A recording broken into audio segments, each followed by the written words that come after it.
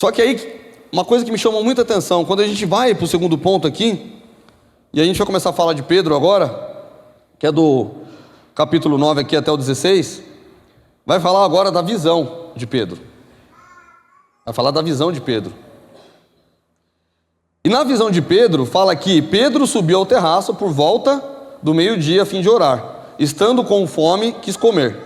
Mas enquanto lhe preparavam a comida, sobreveio um êxtase. E então vai descrever a visão que ele teve. Uma coisa que eu acho muito interessante. O que Pedro estava se propondo a fazer ao meio-dia? Orar.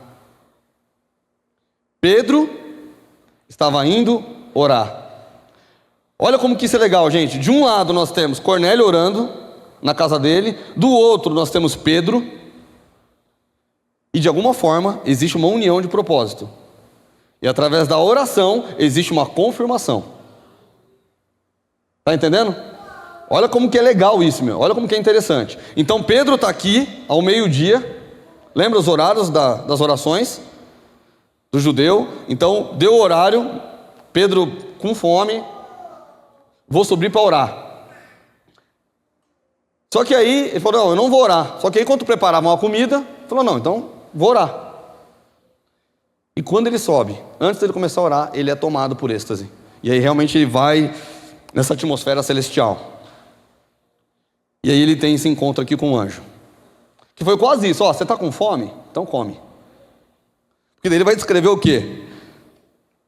Ele viu um lençol que descia do céu e era abaixado à terra pelas 4 pontas, contendo todo tipo de quadrúpedes, répteis da terra e aves do céu. E ouviu-se uma voz que se dirigia a ele: levante-se, Pedro, mate e come.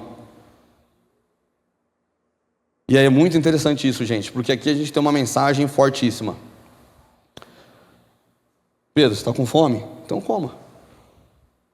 Só que ele fala, não, Senhor, jamais vou fazer isso, por quê? Porque era totalmente contra a tradição judaica. Porque esses animais aqui eram tidos como animais impuros. O que é quadrúpedes? Quadrúpedes é todo animal que anda em 4 patas.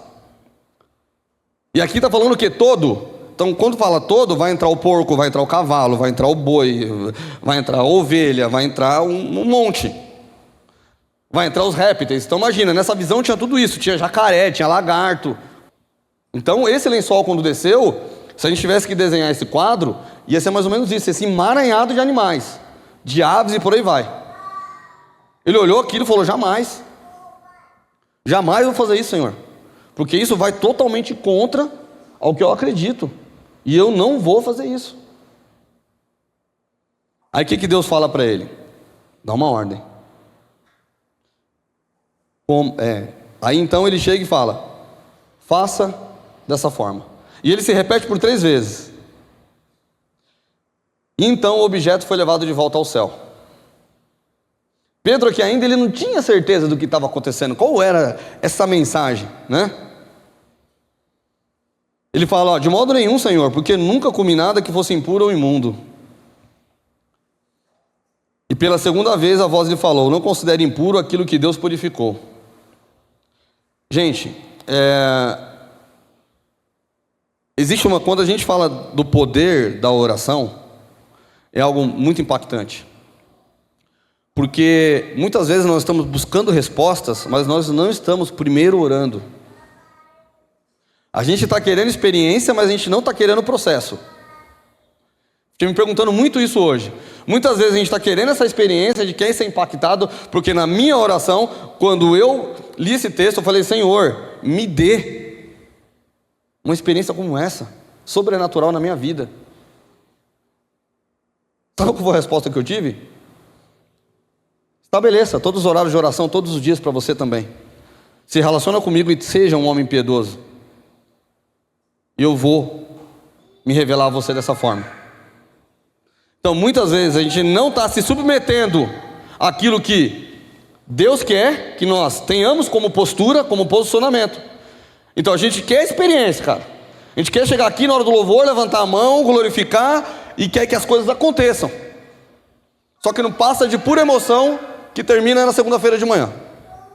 Porque nós não temos uma vida de oração. Entende? Porque nós não somos pessoas piedosas. Porque chega na segunda-feira, eu volto novamente com o meu comportamento egoísta, pensando só em mim. Eu não estou preocupado com o meu irmão do lado. Eu não estou preocupado se tem alguém sofrendo do meu lado. Só que é o seguinte, normalmente, quando existe união de propósito, quando existe oração, e você quer buscar uma resposta de Deus, irmão, pode ter certeza que de alguma forma Deus vai confirmar para você. Porque se você está orando, você está buscando, assim como foi aqui com Cornélio, assim como foi com Pedro, vai haver uma união de propósito. De alguma forma, essa união, essa oração, vai ter uma confirmação. Está entendendo? Por quê? Porque normalmente Deus ele faz a obra completa, Ele vai abençoar sempre os dois lados. Então muitas vezes, irmão, você está preocupado com alguém, você está numa indecisão, você precisa tomar uma decisão.